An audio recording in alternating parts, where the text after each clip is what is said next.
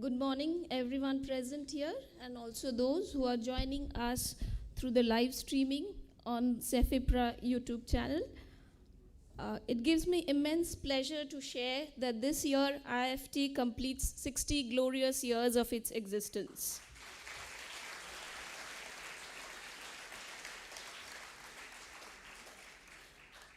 As part of the Diamond Jubilee Year celebration, today IIFT has arranged for a public lecture on regulating tech giants by none other than Professor Jean Tirole, who has been awarded the Nobel Prize in Economic Sciences in 2014 for his analysis of market power and regulation.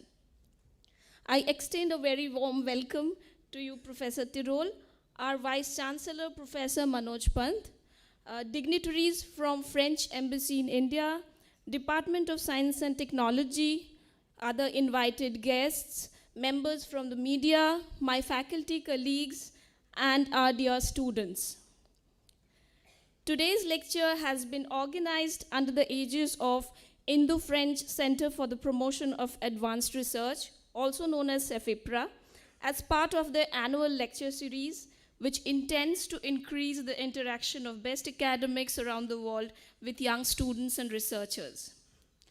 We are honored that Professor Tirole has kindly agreed to deliver the lecture today, and indeed grateful to him for gracing IIFT as part of our Diamond Jubilee Year celebration.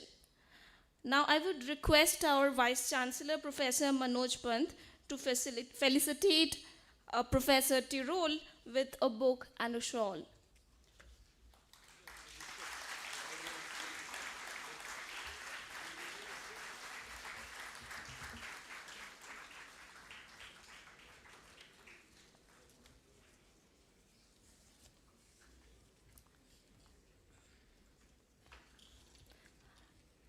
May I now request Professor Pant to introduce Professor Tirole to the audience and deliver the welcome address.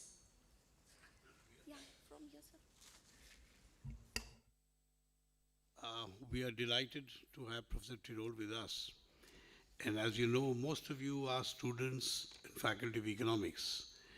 And as he said in his hour-long or so lecture, which he left open-ended, you are free at the end of it to have some questions. Stick to the policy issue, don't delve into areas of politics which is not of interest to him at the moment.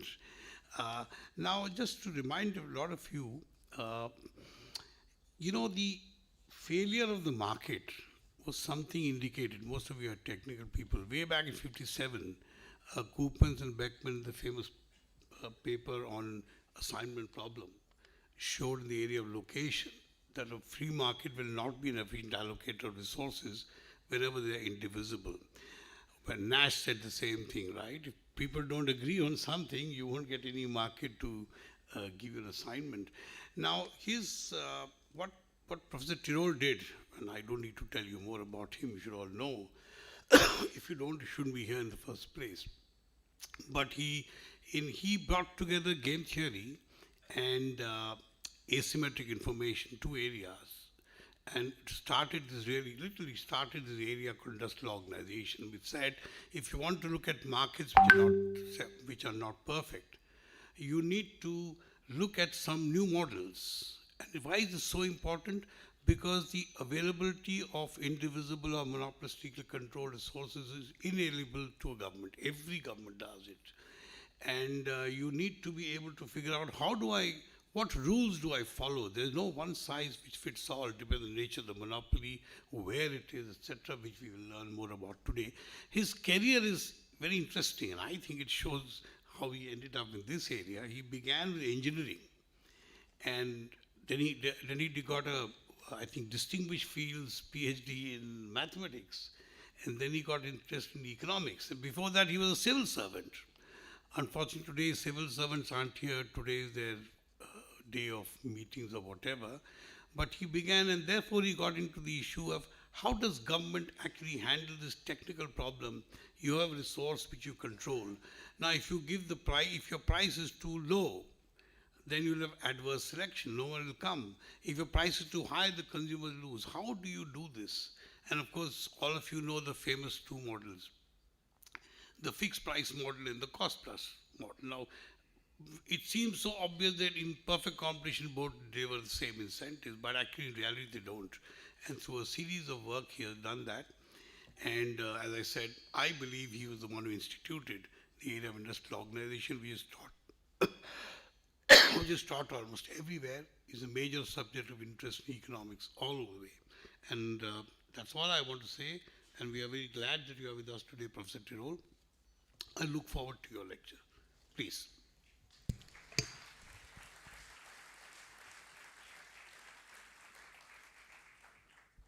Thank you so much, Mr. Vice Chancellor, Professor Pound, and thank you also to Professor Gosh for those kind words. And I'm very happy to be here for multiple reasons, to be meeting with you and actually also representing the excellence of, I hope, the excellence of France.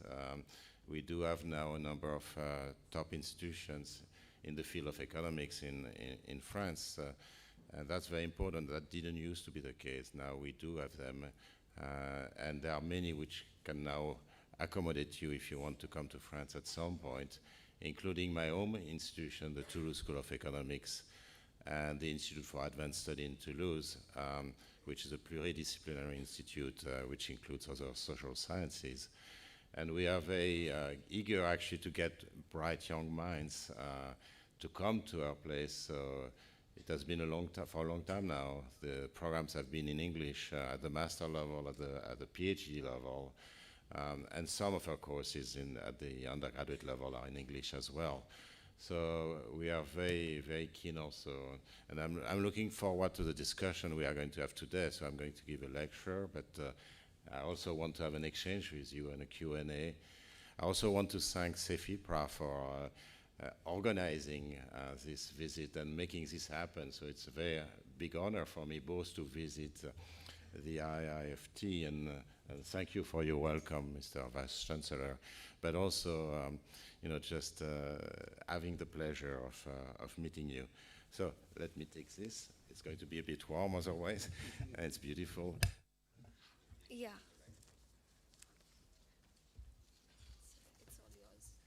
Thank you. To the clicker. Sorry. Oh, it's there. Okay, thank you. Welcome. Okay, so I'm going to talk about a topic which is industrial organization, and there are many other things we could be discussing, of course, but it's a topic which is very big now in many countries. I'm not that familiar with India, actually, with the antitrust part in India, and I apologize for that, but the regulation of tech giants I know is also being considered in India, and we could exchange on what you are doing. It's a big thing because now the tech industry is very big.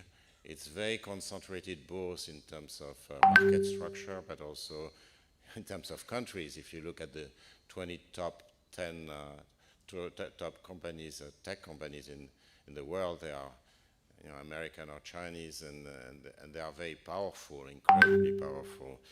And we have to think about how to actually promote competition while at the same time keeping the innovation, because those companies, they can be very dangerous, but at the same time they also produce incredibly useful products, and we have to think about how to make the two compatible. So competition policies is at a crossroad. That has always been the case since late 19th century, that we are no friend of big monopolies. Sometimes they are deserved. I mean, sometimes they are monopolies for a good reason because they have innovated. But once they are entrenched, they can charge very high prices, and they can innovate little because they are afraid of cannibalizing their own products. So the rate of innovation may decrease if you have monopolies. Now, what we have also observed in the last 10, 15 years is a very huge increase in markups of prices above cost. And there are lots of people like John von Reenen and others who have documented this increase in markups. But I would say that the concern about market power is not that new. When I grew up as an economist, which is when I was at your place, in a sense, there were three areas in this organization. The first was regulation of utilities, what the Vice Chancellor talked about, of network industries or natural monopolies, so telecoms, electricity, railroads, and so on.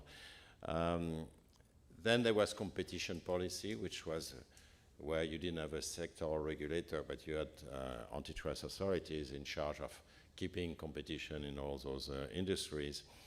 And then you had industrial policy, which was not taught, certainly not at MIT, but nowhere else, more or less, because people saw that the state was not as good at doing industrial policy, at picking winners. Now it's making a timid comeback, and I'm not going to talk about it. I think industrial policy can be useful if it's done right, but most often it's done wrong, and you have to do it right. I'm going to ignore that for the moment. But there are lots of, because we have lots to do with those platforms, so the Google, Facebook, Apple, Microsoft, Amazon, and so on of this world, Booking, and that's something that they have very specific, they have specificities like network externalities. They can be direct or indirect. So I may be on Facebook because you are on Facebook. Or it may be an indirect because, if I belong to a big network, then there will be more applications. So if you're Apple or you're Android, your iOS or your Android, of course you have lots of applications to play with. So there are big network externalities, there are big investments also, and they look like natural monopolies. So they look a little bit like the telecom industry in the old time, or the railroad, or the post office, or the electricity industries, with very high fixed cost and very low marginal cost. Actually, in the case of the digital economy, marginal costs are mostly zero. The marginal cost of production is zero. So in a sense, they look like public utilities, and they can charge high prices, and actually they do now. If you think about Google and Facebook, also Facebook has had a little bit of trouble lately, but if you think about it, they can charge a lot. So not to consumers, because consumers, we benefit from all those wonderful services for free. We never pay anything. But of course, there's a catch, which is the other side of the market. The merchants who want to sell on the platform, the advertisers who want to advertise on the platform, they are going to pay a lot. And in the end, it's the consumer who's going to pay, because that raises the cost of doing business. So the high prices are not directly on you and me. They are indirectly on you and me, because the merchants and the advertisers will be paying a lot. So that has raised a question about whether we should actually regulate those platforms like traditional utilities. And my answer is no. I don't see why we should be regulating as public utilities, for two reasons. Because it's true they are very similar in terms of the cost structure, very low marginal cost, very high fixed cost, network externalities.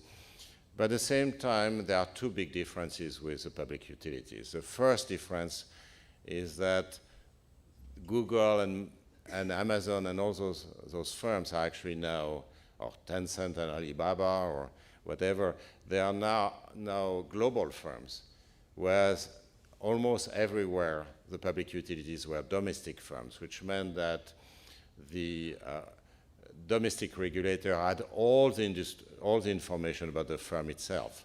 So it was auditing all accounts, and it was the only entity in charge of making sure that there was some kind of fair rate of return. That's not possible because now those countries are, those firms are in different countries, and of course there's a lot of transfer pricing between the countries, and that's very difficult to regulate because you have so many different regulators who are in charge, unless they cooperate sufficiently. The second thing which is different is that the technology changes very fast. So think about railroads or electricity. The technology hasn't changed that much, at least in the broad lines, since the 19th century. But of course, with tech, things change all the time. And that means in particular that even Google or Amazon, we haven't followed Google and Amazon along the life cycle. We have actually caught up with them only when they were big. And that raises the issue about what is the rate of return. Many of those firms are highly unprofitable for a long time, and then they are highly profitable. So what is the rate of return, intertemporal rate of return? And what is the probability that they would have succeeded? So what was the probability of Google becoming Google in a sense? You know, it's actually a difficult issue. So we don't know how to do it. We cannot just apply the kind of regulation that Jean-Jacques Lafont and I in Toulouse developed in the past. We cannot apply that to the tech industry. So here's a simplified diagram. I mean, you're going to say it's a bit messy, but it's actually highly simplified. And try to tell you a little bit about this ecosystem, the two-sided ecosystems, which in Toulouse, I'm sorry, I'm always advertising Toulouse, but I hope some of you will be coming to Toulouse at some point. You know, we developed the theory of two-sided markets with Jean-Charles Rocher, who is also a Toulouse faculty, but also with Patrick Ray and Jean-Jacques Lafont. And you know, we did that because it has its specificities. You know, if you want to think about antitrust, it has its specificities. So the big thing is that you have a platform. And the difficult thing, of course, is that this platform in the literature has many different names. So, for example, in European regulation, it's called the core services, or some core, it's linked with the core. But in the old time, you would have called that an essential facility or a natural monopoly. And there are many other names that are used, a bottleneck, and so on and so forth. So you have this platform sitting in the middle, and basically connecting two sides who want to interact with each other. So on the one side, there is a consumer. Okay, so I don't know where. Okay, on one side, there's the consumers who actually, that's you and me. So we're on Google, we're using YouTube and Google search and so on and so forth. And on the other side, there are apps or merchants. Okay, so, and you know, we want to interact with the merchant and the apps and merchants want to interact with us. And basically, the core is in between. If you think about it, that raises three different kind of issues. By the way, for the apps and merchants, I wrote, you know, a coexistence between an internal app or merchant, an in-house one, and a third-party external one. But in general, there could be as many as you want, of course. And those apps compete among each other. So for each app segment, and here I have only one app segment, but in general, there are many app segments there. There are thousands of applications or thousands of merchant segments which compete with each, within each segment there is competition. So I was saying there are three different type of issues, and some I'm not going to develop, which are actually very interesting to discuss. So on the consumer side, there is a concern about behavioral manipulations. You know, I told you about social sciences more broadly, and you know, those platforms, they are extremely good psychologists in a sense. They are very good at playing with our cognitive mistakes and our cognitive failures, our motivated beliefs and so on. Something I won't have time to develop, but it's very important. There are also issues about whether when they make recommendations, whether they make recommendations which are good for you or good for them. You know, they might have biases over it. They might recommend their own apps, for example. Or they might recommend a third-party apps, which leaves them a big commission. And that may not be the best for you.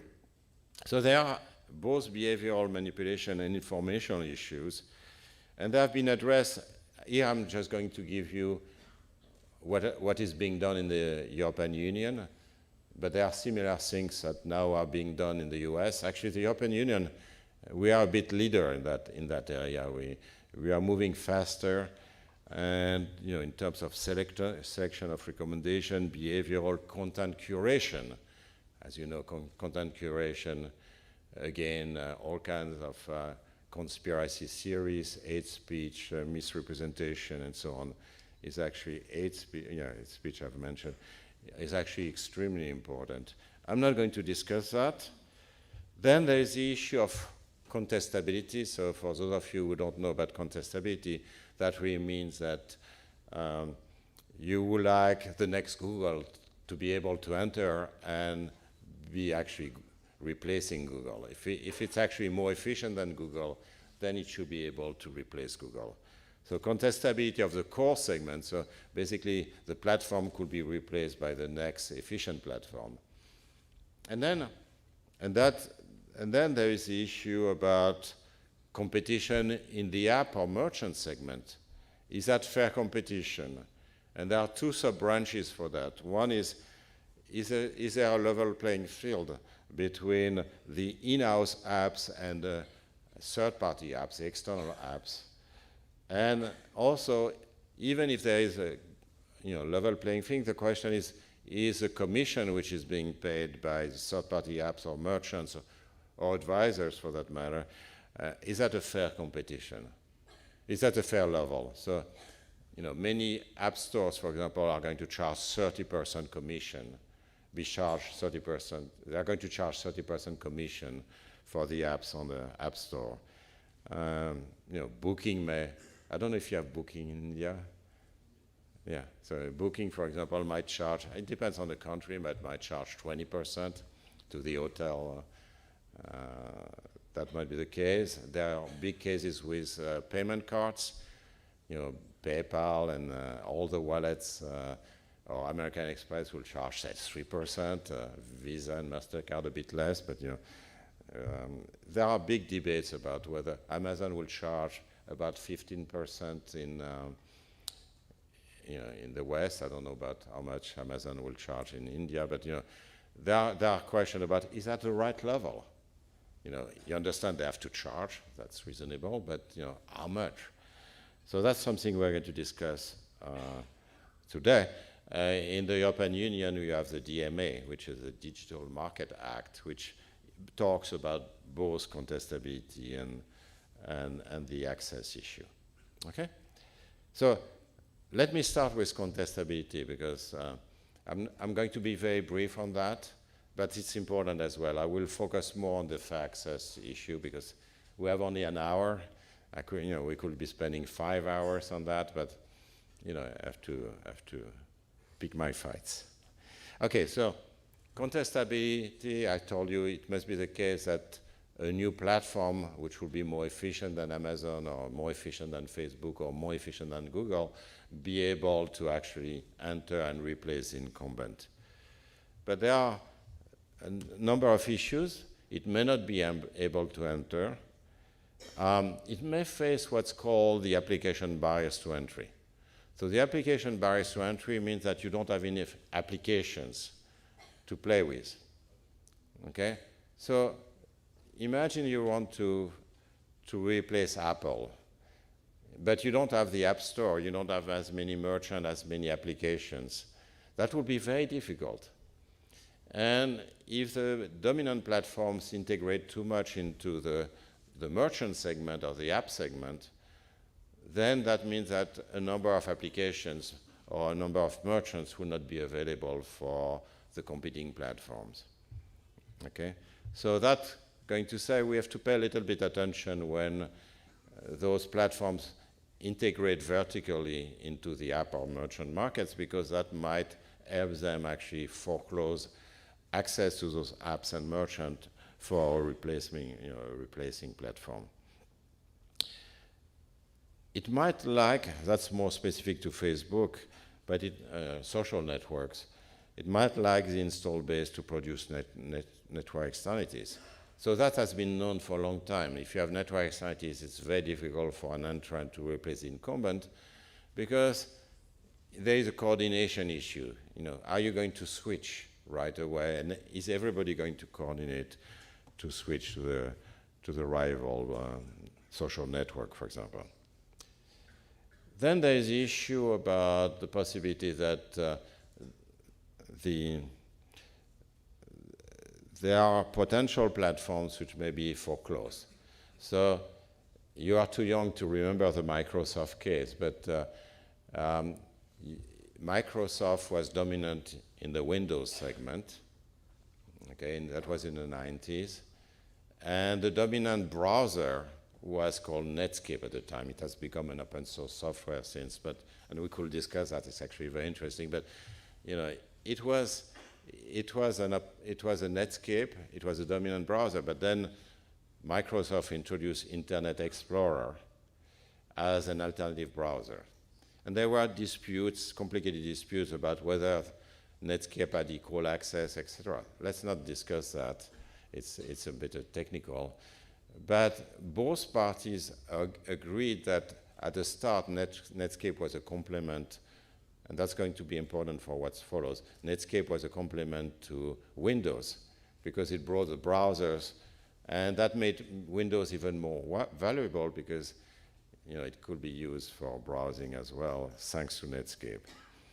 But Microsoft was a bit worried about Netscape actually not staying a complement but becoming a substitute to Windows, by adding lines of code, which would have made it a competitor and creating its own APIs, application programming interfaces, and that would have been an issue.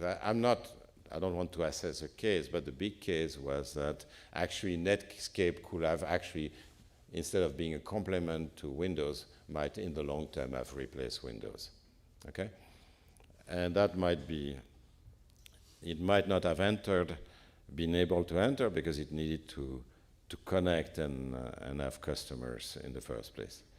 But finally, it may be the case that a rival may actually be able to enter but not yet enter, and that's a nascent literature on defensive merger, and I'm going to come back to that. So let me tell you a little bit what's happening on that front. For example, for the DMA in Europe, but the US has a similar legislation in preparation. So I already said, there is this view, which is not a new view, that the dominant platform should not tie the core services and other services,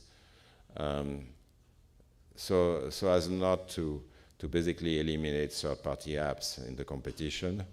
One of the things that antitrust authorities emphasize is multi-homing. Multi-homing, actually, I'm afraid that's a word we created more or less in Toulouse, but multi-homing is basically the possibility for you and I to connect to multiple platforms. Okay, we do that when you have multiple payment cards in your pocket, for example. Or if you are both on Windows and Linux, for example, you are multi-homing. But conversely, if you think about the apps, which there are zillions of apps on say iOS and Android, for example, and the biggest one, not the smallest one, but the biggest one often multi-home on the two, which actually preserve the possibility for iOS and Android to coexist. Otherwise, there might be a single operating system for phones, and that's very important because again the ecosystem is very important. But multi-homing is encouraged by the law. Okay, let me give you it's very abstract, but let me give you an example. In the US, you basically have two platforms for basically taxi platforms, digital taxi platforms. They're called Uber. You have Uber here in India, and the other one is Lyft in India. You have another one, but you have Uber and Lyft. Okay, now the drivers can be on both. And you as a consumer, you can also be on both. And that's actually very, very important. Even so, Uber is actually stronger than Lyft, but it's very, very important to keep the competition. Imagine that Uber were to say, you drivers, if you want to work with Uber, you are not allowed to work with Lyft. So Uber could ask exclusivity from the drivers. Then what will happen? Uber has more customers. Basically, the drivers will probably choose Uber. So there will be very few taxis on Lyft. And therefore, consumers will choose Uber as well. So the consumers will not even use Lyft. So, you know, there will be some kind of snowballing. I mean, there's some feedback loop which will actually lead to monopoly of Uber. Lyft would disappear if you had exclusivity. But that's true more generally. So basically, there are a bunch, and then it gets a bit technical, but there are a bunch of policies in the European law which actually encourage multi-roaming. Okay? I'm not going to discuss those in detail. It will take too much time. There is a push for interoperability. That's mostly for social networks. So we have a quasi-monopoly of Facebook, all the more that Facebook has purchased WhatsApp and Instagram. We will come back to that. But we want the next Facebook, more efficient Facebook, actually to be able to enter. But that's very difficult because of the network side. Again, if we are all on Facebook and a better network comes in, how do we coordinate to move to the other network? And there are several issues. First, we already have our content.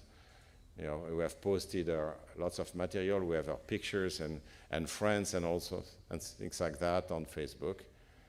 So do we want to leave Facebook? Well, it's not that clear. And also, we may want to try the other network. We may or may not like it. Now, for that, you must, for the transition to be kind of smooth, you need to have actually the ability to port your material very easily, both in a static way.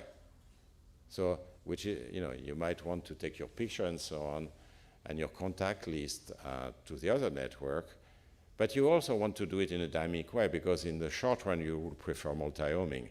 You don't know whether you're going to like the new network. You don't know whether your friends are going to be on the new network. So you would like to do multi-homing at least in the transition. And when you post a new picture, you don't want to have to post it on two networks. Every time you interact, you really want to be able to do it in a smooth way. So that raises the issue of APIs and so on. There is a more controversial thing in the European law, which basically says you should not be combining data from different services or obtained from third parties, which of course all the platforms violate right now. I mean, if you think about Google, Google is collecting a lot of information, including from third-party apps. They're sharing the data with third-party apps. But then Google is going to take data from YouTube, is going to take data from Google Mail, from Gmail, from your search, of course, from all your searches. And some of that is efficient because that allows Google actually to know you better and actually offer you services which are better suited to your own taste. However, the issue is that that makes Google even more dominant. But if we prevent Google from using data from various sources, then it's also going to make Google a little bit less efficient, and there's a cost of regulation there. Okay, I mentioned defensive mergers, and the current review system is broken, okay? It has to be changed. So the current review system basically says two things. First, in order for the competition authority to review a merger, it must have a certain size. And in particular, if one of the merging parties is very small, it will not be investigated. Okay, I will come back to that. And then the competition authority has the burden of proof to prove that the merger is anti-competitive. Now, you see more and more, but we don't have enough evidence, and maybe you'll bring more evidence on that, that you see platforms engaging in what we call defensive acquisition or preemption. So basically buying third-party apps or merchants before they have regrown. Okay, so I was mentioning earlier Facebook acquiring WhatsApp and Instagram. Now, at the time, WhatsApp and Instagram hardly existed. I mean, they had the technology, they had the ID and so on, but their sales were very small, their profits were highly negative, and they could not, first, they were too small actually they fell under the radar of the competition authority, so they didn't pursue those acquisitions. And then you could not have proved that they were substitutes or complement to Facebook. It was impossible. There was no data yet. And that's really an issue because WhatsApp and Instagram are social networks and they had the potential to compete with Facebook. Now, we didn't know. Nobody actually knows whether they would have competed with Facebook. It's impossible to tell. But they were potential competitors for Facebook. So the question I have is really why is that I mean, WhatsApp and Instagram could have been purchased by Microsoft, for example, or by somebody else, or it could have gone through an IPO. And it didn't. It was purchased by Facebook.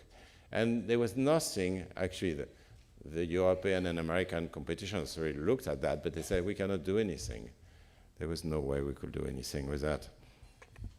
Okay, and it's exposed, you cannot undo the mergers as easily because, the two becomes, I mean, the technology and so on, the data are becoming intertwined. So it's hard actually to unscramble the eggs. It's much easier not to start the omelette first. So, that's the thing. So my own recommendation, and that's something which we are heading towards, is basically when you are suspicious about, if you take the Facebook acquisition of WhatsApp and Instagram, is really to put the burden of proof on dominant platforms and not on the other. By the way, there is some empirical work in pharmaceutical, which I'm citing here, showing some defensive acquisition. It's a little bit easier because you can look at the similarity between molecules and see whether you have sometimes the firm purchases a molecule and actually throws it away, doesn't develop it. I mean, there could be other reasons for that, but there is some empirical evidence which is actually quite interesting that might be a defensive merge. E. Okay. So, there are efficiency defenses. By the way, if you ask Google or Facebook and all those firms, are you right in doing that and engaging in those defensive mergers? They will say, they are not defensive mergers. We are purchasing talent. I think it's nonsense. Because sure, they are purchasing talent. It's important for those firms actually to purchase talent, and that's perfectly fine. But why Facebook buying WhatsApp and Instagram? Again, it could have been purchased by another tech company. They will also say we are destroying the exit mechanism. There are two ways for startups to exit for venture capitalists and for entrepreneurs. One is an IPO, an initial public offering, but actually the most common one is to sell to a big buyer, to a big firm. And you say, if you're not allowed to sell to a big firm, then you are killing one of the exit mechanisms. But that, again, doesn't make much sense because WhatsApp and Instagram could have been sold to Microsoft or somebody else. There are other arguments I'm not going to go into, but I think we have to look at that in more detail. Let me see. I don't know how much time I still have. It's okay. because that's something I really want to talk about. I'm going to talk a little bit about fairness. So now I'm no longer looking at the contestability between the contestability of the core segment, the kind of natural monopoly segment. I'm looking at the apps and the merchants. Now, as an introduction, there are many shades of openness of platforms. You have what I will call pure brokers. They only have third-party apps or merchants. They are not present in the complementary segment. So if you think about actually Booking or Airbnb, you have Airbnb in India too? Yes. So Airbnb doesn't own the rental places. You know, it's a pure broker. Airbnb is just making the transaction between the consumer and the owner feasible. It's an online marketplace, but it's not. Now, at the other extreme, you have vertical integration where, you know, for example, Apple will produce its own hardware. You know, Apple is a software company, but it's also producing, you know, the computer, the iPhone, and all those things. So it's more integrated traditionally than say, for example, Windows was or Microsoft was. And you see that today also. Android is a bit more open than Apple iOS. But you know, most of the action is taking place in between, what we call co-opetition. So if you think about Amazon Marketplace, for example, you have Amazon Basics, you have a number of products of Amazon, but you also have lots of third-party products.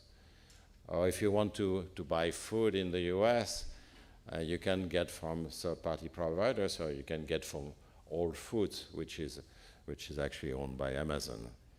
Okay? So, you know, the question is, why don't you have pure brokers? And there are various reasons for that.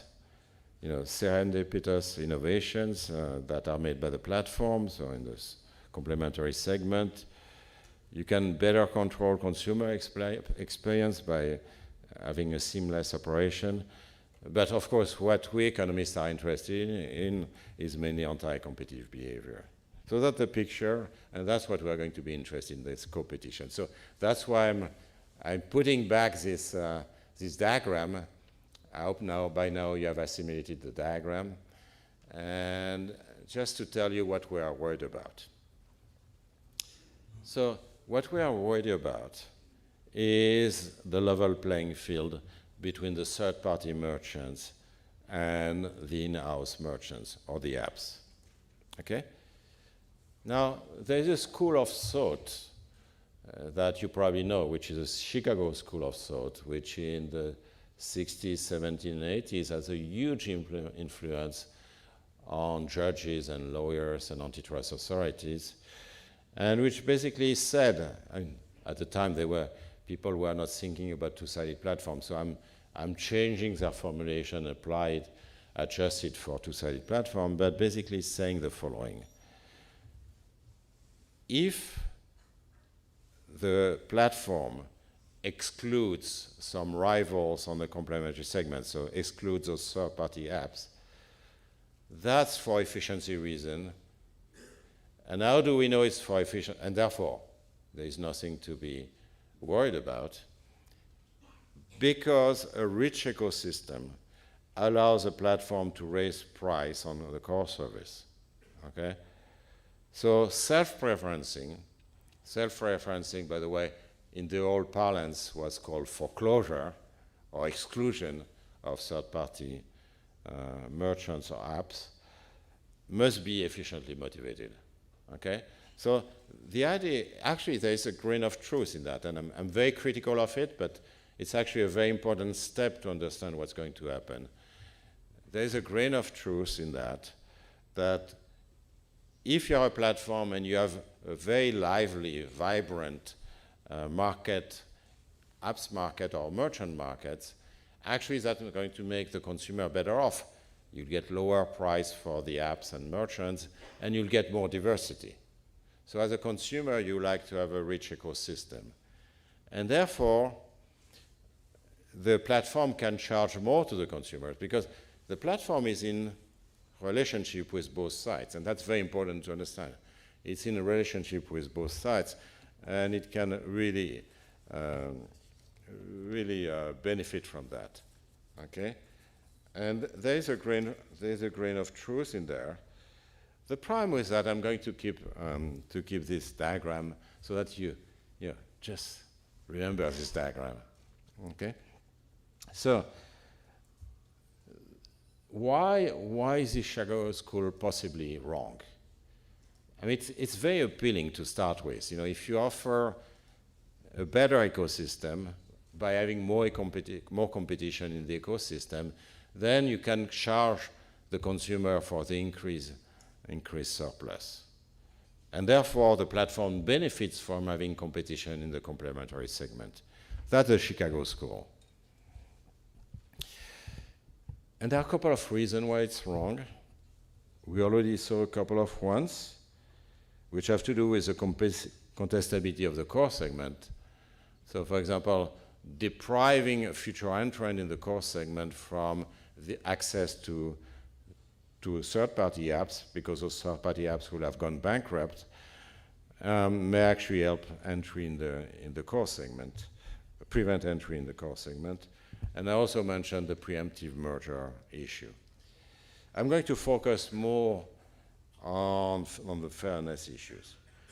And I told you, the Chicago School, a rich ecosystem allows you to raise price on the core service. But to raise price, to be able to raise price is one thing. The question is, do you want to raise it? And here there is something very specific and very new to two-sided platform, the digital platform, which is that I'm going to argue that many prices are equal to zero. And if they are equal to zero, that means that your opportunity cost is negative. And you would like to charge a negative price, in principle. So that may look strange for an economic student. Negative cost, what is that? But remember your courses and the notion of opportunity cost. I told you you are paying zero for wonderful services. You don't pay when you go on Amazon. You don't pay for Google. You don't pay for many, many things. Why is that? Is that because those platforms will make a lot of money on the other side. And they want to attract you. Because once they have you, then they can go and see the advertisers and have unique customers and can tell you who you can reach who will be interested in that product. They can tell the merchant, Booking can tell the merchant, look, the hotel have those unique customers, and if you don't pay me 20%, then you won't be able to reach those customers. I am the gateway, the gatekeeper for those consumers. And therefore, actually Google and Booking and all those platforms will be willing to pay to have you. So their optimal price is negative on the consumer side. Okay?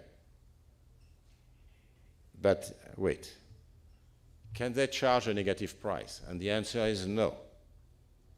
The answer is no because, and they've tried at some point, but they can't.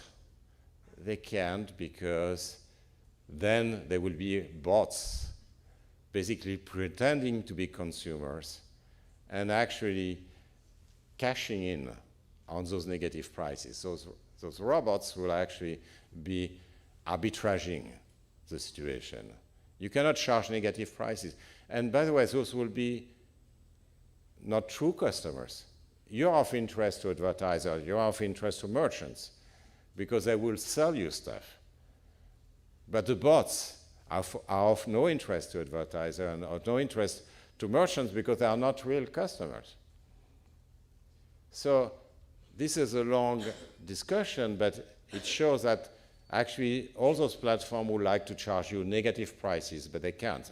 That's why they charge you exactly zero. They charge you as close as possible while still preventing the arbitrage. But this is important because if you think that the optimal price is a negative price, I don't know for you, I should change the slide. But basically, if you think that the optimal price is a negative price, then you don't want to increase the price above zero. Actually, it's the reverse. You like to go in the opposite direction. And you see that the Chicago School argument doesn't hold anymore because you may not want to increase the price to the consumer. Your price is already too high. At zero, it's already too high. You like to subsidize the consumer. Okay, that's the first thing. That's the zero lower bound prime. Not the zero lower bound that you have learned in macroeconomics, but the zero lower bound for industrial organization, which is that you cannot charge below zero. That's the first issue. The second issue has to do with the second zero lower bound. That's a bit more, even more subtle, but it's important as well, which is that those apps, especially apps more than merchants, but those apps actually might want to charge negative price themselves because they are also platforms themselves. And they may use their knowledge of the consumers to sell advertising on their own apps. Okay? They may actually subcontract business to third-party merchants, and they will get commissions from that. So themselves, they often actually charge a zero price. And that's a second zero lower bound, which we call the app zero lower bound, as opposed to the platform zero lower bound or the core zero lower bound, which prevents you from charging negative prices to consumers. Okay? So I cannot resist. Ooh, 5 minutes. Okay, so you never know about atmosphere nation clause, which is something is very, very interesting. Why we are intervening in about those best price guarantees. It's really when you feel good to be an economist, because your first intuition is a wrong one. Mine was a wrong one, of course. Your first thing, it's a wonderful deal when those platforms offer you the best price. You cannot find a better price ever, and then you think a little bit about it, and you see that it backfires against the consumers. So that's actually a good thing. And this is very important policy area.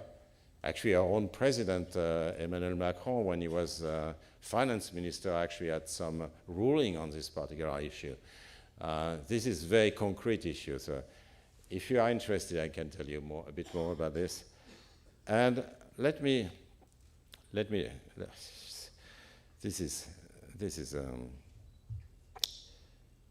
so let me just mention a few things about one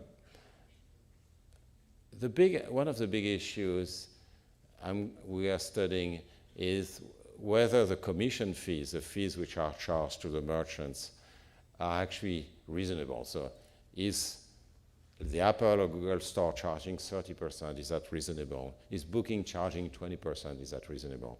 Actually, the first time in Toulouse we studied this was on payment cards. I'm sorry, it's not very readable. I just use an old slide. But the payment cards, the payment cards are charging about 2-3% to the merchant. You don't pay as a consumer, but the merchant is going to pay 2 or 3%. It's small, but on lots of transactions, it actually can be quite big. And there have been many antitrust cases about that. And at the same time, those platforms have a business model. And actually, much of the work on two-sided markets is to understand those business models and how they matter. But if you want to regulate those 2 or 3%, you have to find a number. And that's not very easy. And what is the commission fee that you have to pay? So basically, with Jean-Charles Rochet, actually it's a much older paper, but it was published in 2011, we actually designed a rule which basically says, it should be like this, okay?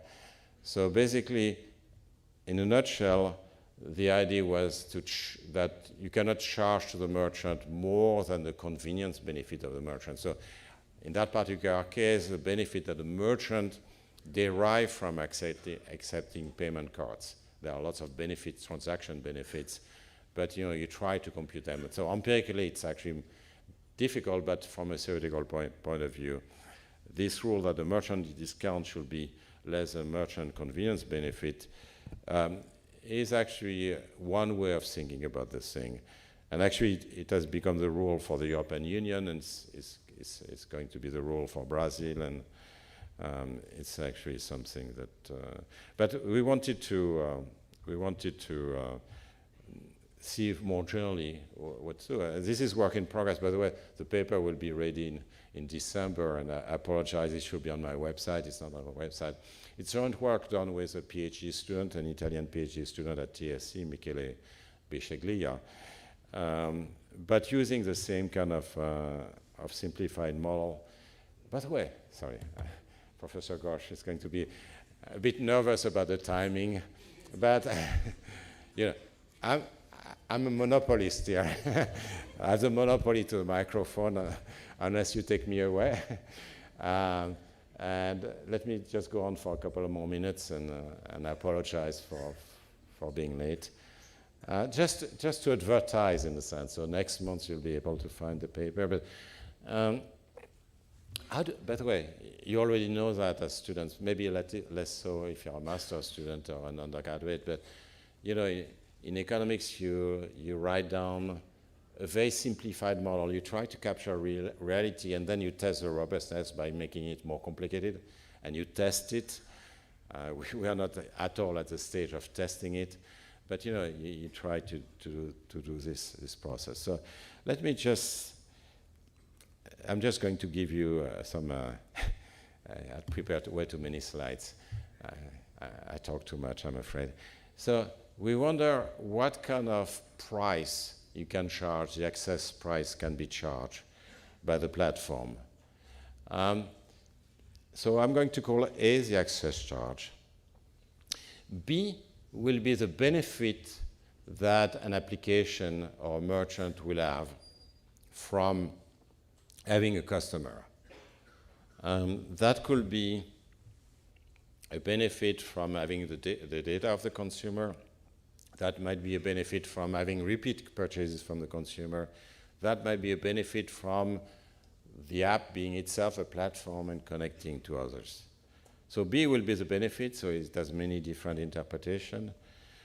And the first thing is that if you have an access charge which is less than B, you show that then there is a very strong incentive to engage in non-price foreclosure. So non-price foreclosure in the digital economy is very simple. It's not only the wrong APIs. It's also, if you think about Google or Amazon making a recommendation, if you are not top listed, you're not going to sell anything, right? So it's very easy for a digital platform actually to discriminate against third-party apps or merchants, okay? And either you invest a lot into the regulatory process to actually control this, or you are going to get non-price foreclosure because the platform doesn't have enough skin in the game in order to give access to rivals. And in that case, you can show that the app zero lower bound, I'm going very quickly through this table, the app zero lower bound is binding, which is you are in a region in which the price charged by the apps is going to be zero. Then you have a region when you raise a little bit the access price in which you have competitive neutrality, which means that the Chicago School rich ecosystem argument actually holds. So I'm very critical of the Chicago School argument, but there are regions where actually it's correct. And in that case, you get basically, let me ignore ECPR, which is called the Beaumont-Royal rule, which has been learned by the judges for a long time and was applied to in a very different context. But you have a fair reward of the third-party apps we are going to be interested in cases where the third-party app is more efficient, is better, a better product than the in-house app. That's an interesting case. And you'll get a fair reward for the third-party app. And then the access charge in that range will be actually neutral, which may seem a bit weird to you, because you might think if you increase the access charge, it is bad for the third-party app. But you have to think in terms of opportunity cost, because if you have a higher access charge, you also increase the opportunity cost of the platform, because it's going to lose the profit on the access. Then you have a region, so theta is actually the usefulness for the consumer of the app. So when you reach B plus theta, then you are in a region when you have a squeeze, where you start squeezing the superior third-party app, and you reduce its profit margin, which means that there will be little incentive to innovate in those third-party apps. And then if the access charge is way too high, you get price foreclosure. So that really gives you some kind of relatively intuitive pattern. And we are not at this stage, but we will discuss in the paper ways this is very abstract, so ways in which you can implement that in practice. And then hopefully, we economists are about increasing the toolbox. We want to offer to the policy. We are no policy makers. And what we can do is really increase the size of the toolbox so as to offer solutions. And now one of the big issues is really about what we do with the big tech companies, okay? And that's very important to actually, that not only us, but you also, you innovate and you are creative about what we can do. And that's true for industrial organization, that's true for any field. The digital revolution and AI, of course, offer new challenges. And it's not only IO, of course, it's health, it's labor. I work, and my colleagues work a lot on privacy. It's a huge field now. It has to be dealt with. It has a big impact on politics, of course.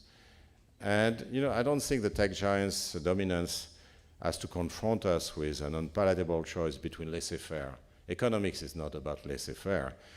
But we don't want populist interventions either. We want some kind of smart regulation. I know that smart regulation is not very popular among populists, but that's part of it.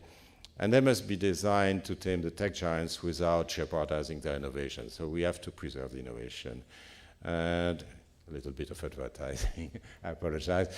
But thank you so much for your attention. I look forward to your questions.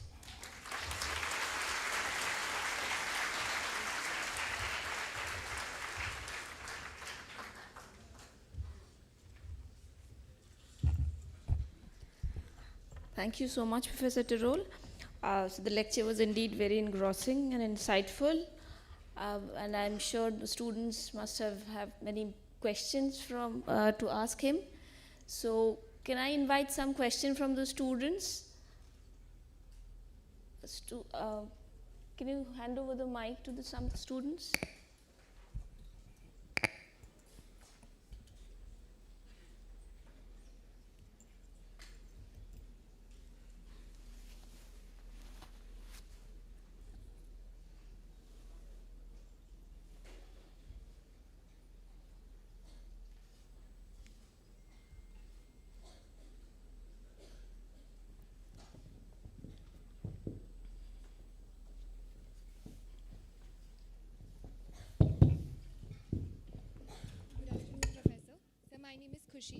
So my question is that sometimes tech giants are overvalued due to the unpredictability of the income stream and the potential revenue stream in the future.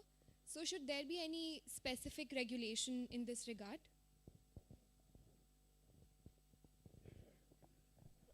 Should I take more questions and then? Okay.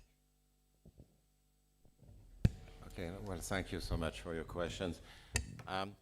The values are actually pretty high, also they fluctuate a lot, as you say. I mean, just look at Facebook, for example. They fluctuate a lot because most of the value is in the future, in a sense. They spend a lot of money, sometimes 18, 20 years or 10 years at least, to actually, they lose money and then make a lot of money once they have an entrenched position. And one of the ways actually of measuring whether there are big profits is just looking at the market value. You see firms which make zero profit, which are worth tens of billions of dollars. There is something there. That means that the market bets actually on those firms with a lot of uncertainty. Now, whether we should regulate that is I think it's more difficult, as opposed, of course, to other regulation like income redistribution. Of course, that's different. I mean, when you can just for fun buy Twitter for $44 billion because you feel like influencing politics, I'm being nasty. I mean, that's an issue, right? But in terms of value, it's very hard. I mean, you have those firms. There are good reasons why they are natural monopoly. I mean, it's not like you will expect vibrant competition. The best you can expect is some form of contestability or maybe multi-homing, just the way we have with iOS and Android. If you have multi-homing, you can have 2, you can have 3 platforms. There are a couple of segments where you have 3 or 4 platforms, but mostly you're going to get 1 or 2, and they will be incredibly valuable. And you might be saying, okay, this is a price you have to pay for innovation. We have been debating this exact issue. I'm part of the Deaton Commission on inequalities, with an S, because there are lots of different forms of inequality. And there are people like John von Reenen who have been very instrumental in documenting the very high markups, by the way, not only in the tech industries, but more generally. And the question is, are there excessive profits? And the answer is we don't quite know, because you have to look at all the money which has been spent by not only by Google, but also by many other firms to be the next Facebook or the next Google and so on. So we don't quite know, honestly. I'd much rather, I'm more a micro, I do macro as well, but I'm more a microeconomist. And my view is that it's better to intervene with antitrust and see if there is those dominant platforms will be abusing their dominant position. Regulating their value is very difficult, and if we are worried about inequalities, then we use income redistribution, which is not easy again, because those people are highly mobile and they can always start their business somewhere else. But in the end, we could do more on those 2 dimensions. And I think Europe is actually taking the lead, which is good, just the way it did with GDPR. The privacy regulation. I'm very critical, by the way, of GDPR, but I think it's wonderful because, at least we start tackling those issues. And I think Europe has been a bit of a little advertising for Europe, for those of you who want to come and study there. It has taken a lead in those areas, and that's important. Thank you, sir.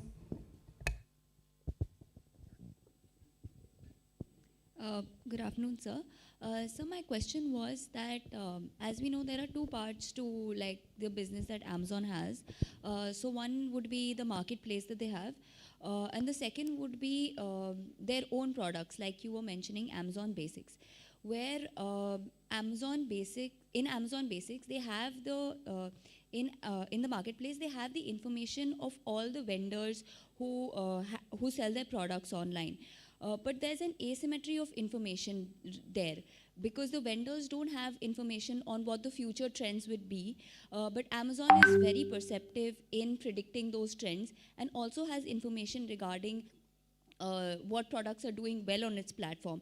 So how do we get over this information asymmetry that Amazon has? Thank you. That's another excellent question. Yes, you're right. Amazon is both a platform and also a competitor on that platform, through Amazon Basics in particular, and has a big competitive advantage that you summarize with the vendors not having the information that Amazon has, but Amazon has information about the vendor's business and so on, so has all the data, and therefore has a competitive advantage and can possibly replace this, which is a little bit like the foreclosure thing that I discussed, but for another reason. It's not because you are denying access to the platform, but because you are using the knowledge that you have plus the knowledge that they have in order to have a better product. And also you know exactly what works and doesn't work, what's becoming popular and what's not popular. So it's a big issue. In Europe, there is this new regulation which there could be useful, so that you'll not be able to use data. So the platform could not use data from the third-party apps in order to create a rival product, for example. Now, how is this going to be done? I don't have a clue. So let me add this caveat to the European regulation. Margaret Vestager, who is the commissioner, knows that pretty well, and we still have to work out how we implement those rules, and that's where we need a lot of creativity as well. But you're completely right, and I realize I kind of remember that India has some rules also about third-party apps, and that there was a little bit of protectionism there as well, but there was also some rules about unfair competition, which probably were right. And you correct me if I'm wrong. Well, Professor Ghosh is a professor in this industrial organization, and she could tell me, but yeah, this is all in the making. You will think that we know everything about industrial organization. I certainly don't, and I wish I had a clear answer to your question. But at least people are aware of this fact, and we are trying to remedy that. So we have a question from there. Yeah. Good afternoon, sir. I'm Ashish Pandey from the MBA program. My question is also related to data privacy. So various countries have came up with data regulations, like UK came up with GDPR, India is also set to have the data protection law soon. And one of the provisions that the countries want is data localization, like saving the data and processing it in the same country. So do you think that it would be, because of the cloud technologies is difficult for data localization, do you think that it will increase the operational cost and curtailing the innovation, or do you think that we can make it happen? That's a good question, but a very broad question. The GDPR is trying to protect the consumer, the citizens. Also, it doesn't change behavior that much. I mean, I see how I behave. I want to know something fast. I go to the web many times a day, and I want to do it fast. And then I have a register of things that I have to answer, what kind of things. I don't even know what the partners are. I don't know what their exact policies are, and so on. I mean, it's very hard for the consumer. I think we have to standardize this much more than we do now. But that you have to be much more interventionist to do it, so that we really protect the consumer. I'm a bit impulsive, so I click all the time. It's not only impulsiveness, it's just that it will take too much time to relearn what the exact policy and the consequences of my accepting certain things. It will be just too difficult. So we need to protect the consumers better. We in economics, as you know, we work more and more on issues having to do with privacy, both for what we call pro-social behavior, so some kind of behaviors that everybody will agree upon. Everybody agrees that polluting is not nice, or committing a crime is not nice. And also for divisive behavior, which are the behavior on which some people disagree on what's right and wrong. So I'm thinking about politics, sexuality, religion, social roles, and abortion, and all. I mean, you name it, where you can create conflicts among people. In the end, it's going to depend on the courts, I would think, the court enforcement. That's where democracies will have a big advantage over autocracies.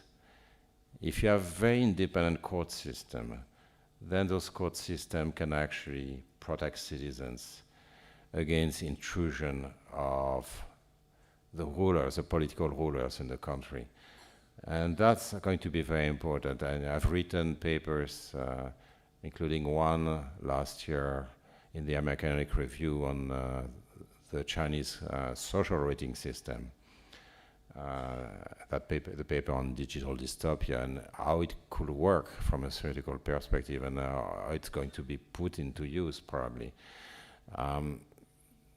If you don't have an independent Supreme Court, which for example says you are not allowed to go into divisive issues, those are something which are very dangerous from a social point of view, from a political point of view, then that's going to be difficult. You are talking about geolocalization, which is a wonderful invention. If you, I mean, lots of, you don't want to get ads about, a pizza place in Mumbai. I mean, you don't care about it. Tonight you want to have a pizza in Delhi, of course, and all kinds of things like this. It's very important to have the geolocalization for many things, but at the same time that allows platforms and governments actually to know exactly where you are and exactly what you do. That's a broader issue in terms of protection of privacy, is that now those platforms know everything about you, sometimes even more than you do. And that's dangerous. That's dangerous because of various issues with the private sector, but also governments may have access to those data, and then that's very dangerous for the protection of the privacy of people. And I just see only one remedy is really a rule of law where you have the courts, and including the Supreme Courts, actually saying, no, you're not allowed to do that. This is not something which is allowable. So, we have to, what I'm saying is that a huge opportunity for all of you to do research and policy on how we can actually protect privacy without killing innovation again. Those things can be incredibly useful at the same time. I would say most of the tech innovations are fabulous. At the same time, they're also extremely dangerous. So how do we deal with that? And we need bright minds actually to design those new regulations and think about how you want to do it. But you still need them to be implemented. However good or bad they are, you need them to be implemented, and then you need an independent court system for that. So Professor Pant, please go ahead.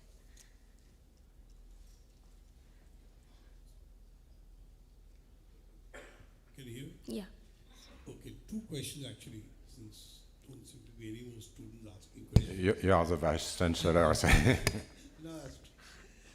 The first is in the context of what you mentioned about platforms having knowledge of the consumers, in the sense they have a ready market, and so they can make money from the advertisers who don't know about the consumers, and they would be actually happy to offer negative price to stay there, right? Of course, they can't charge negative price for lots of reasons we know. Is that why many platforms decide to sell on discounts? Reason why I ask that is, in India we don't allow it. We don't allow platforms to offer discounting on prices. So we believe that to consumers. We don't allow them discounting because we think that's an unfair practice. And that's how they're keeping out the competition. Now that's a tricky question. So that's one question which I want to ask. The other was in the area of competition policy. Now I have done some work with the Indian Competition Commission. The big issue here is merger and acquisitions. Now a merger and acquisition has to be notified beyond a certain level, of course.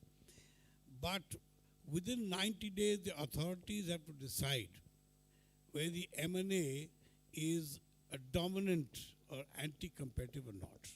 And the problem really is, till they've actually intervened in the market, how do you know if it's going to be dominant or not? Because dominance is always related to either market control or price control.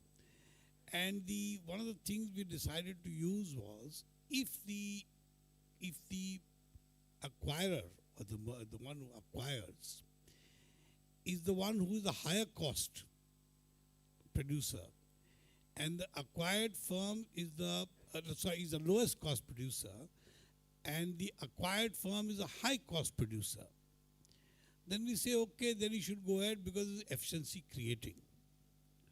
Now that's one possible way of saying ex ante, because that's the problem.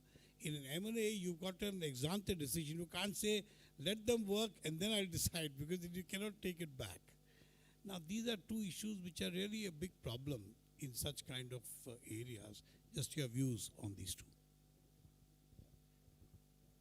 Well, thank you, Professor Pant. Just an aside on negative prices. So I said negative prices are infeasible. There are exceptions. Actually, often you pay negative, with your payment cards, you may actually pay a negative price. So you may get frequent flyer miles or cashback bonuses. And that's one of the extremely rare examples in economics of a negative price. And the reason for that is that arbitrage is not possible, because on the other side, the merchant is actually, you're buying a good from the merchant, so actually there is no possible arbitrage there.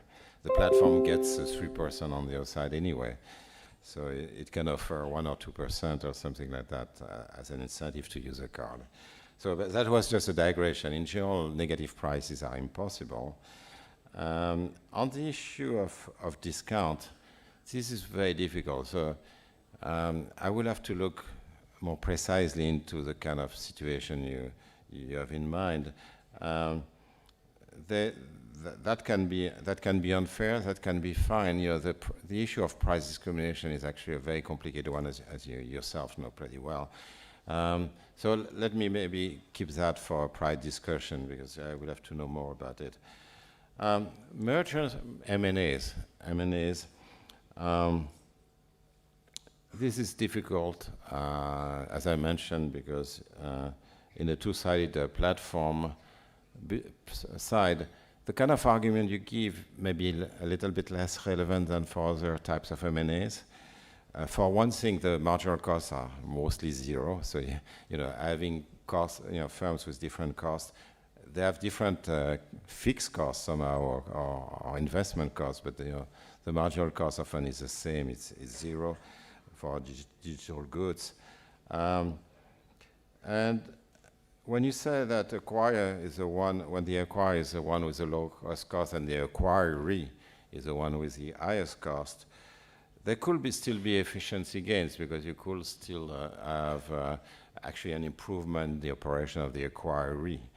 And that's always difficult. That's something that competition authorities are always struggling with somehow, and you know that too well. And it's a difficult issue. You have to compare the efficiency gains with the anti-competitive loss, possibly. Now, again, for digital platforms, those costs are zero, so you know it's not very relevant. But for other industries, it really is. Thank you. We have time for just one more question. Hello, Professor. I'm Ritika. My question to you is, how to regulate the different types of data being collected by the internet giants, where they have stakes in different sectors, for instance, the finance sector, where they can use the data to their advantage? So the question is about the data which are being used by the platforms. Yeah. Thank you. That's a good question, and I'm afraid I don't have the answer. I mentioned earlier that you know, you want those platforms to be efficient, and therefore they should be combining data, and that raises two issues. One I'm not going to talk about, which is de-anonymization of data. So when you start combining data sets, even so each guarantees anonymity or rough anonymity of the person, you know, if you combine them, you know, one will give you the address, the other one, and you know, you can very easily know who it is. So that's, you know, it's no longer anonymous, and that's an issue. So computer scientists are trying to work. I'm not an expert, you know. They try to work by introducing noise and all those things, yeah. But that's for computer scientists and mathematicians. That's one aspect. But then there's the issue of dominance. And it's true that, and there was an earlier question on Amazon, you know, once you start combining data, you get stronger and stronger. And if you're already dominant, that means that it's going to be very hard for the others to compete. So again, you have this balance between efficiency, where you like them to be able to combine data, and antitrust, where you want to fight dominance. And you know, that again, and you know, if there's a lesson to this talk, is that you represent the future of regulation, and you have to be creative and try to find solutions for those very difficult issues. Okay, so I can see many more hands raised, but we are short of time, so we can the students can have more questions while having some tea with Professor Tirole. But before we proceed for tea, may I invite Professor Jaideep Mukherjee, who's the head of the Economics Division, IIFT Delhi, to deliver the vote of thanks.